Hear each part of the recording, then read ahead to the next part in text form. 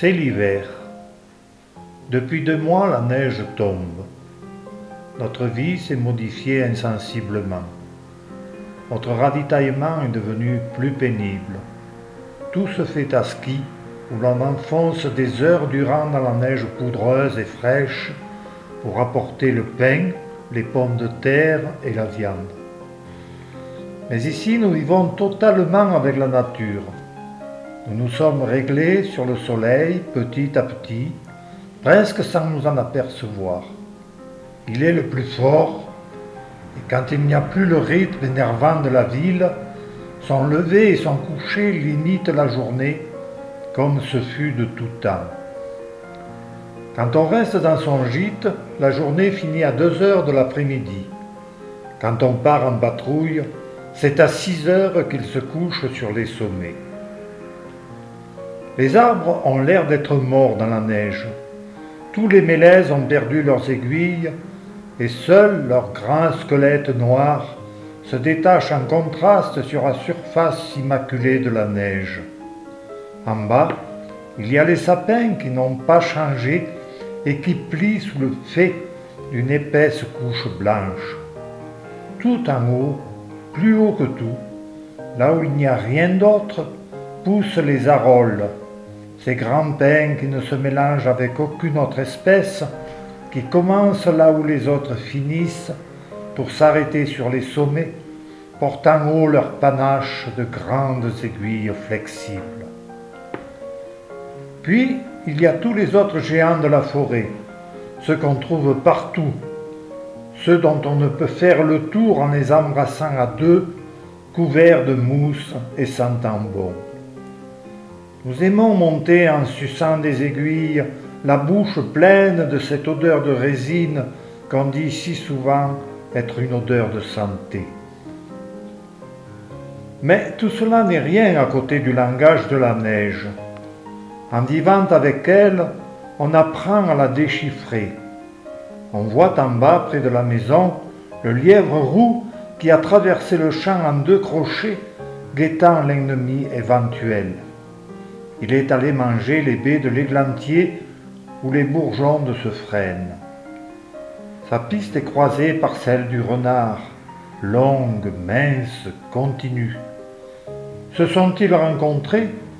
Quelquefois le drame est patent. La neige rougit et quelques poils en témoignent de manière irrécusable.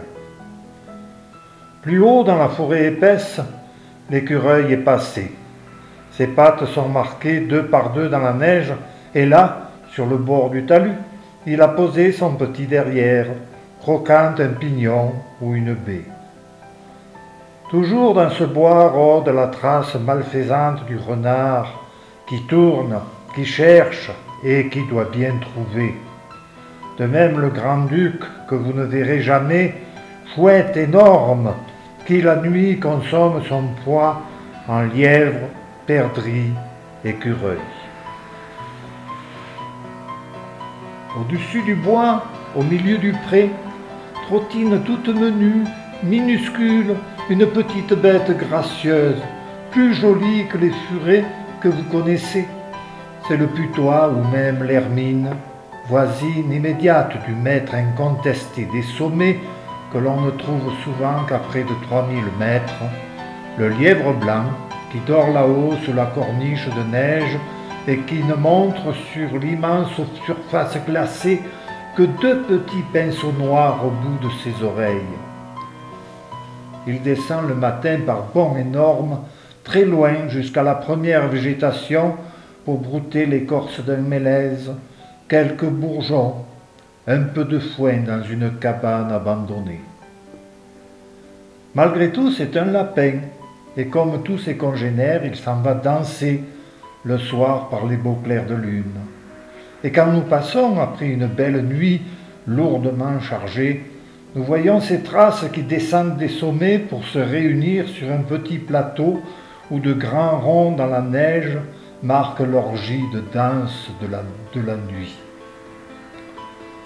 Et enfin, vous trouverez quelquefois un chemin dans la neige, sous une crête entre 2 sommets, avec la trace de gros sabots fourchus. Une harde de chamois est passée par là, méfiante, rapide, maigre, avec son poil noir d'hiver, cherchant dans une barre au soleil un nouveau pâturage.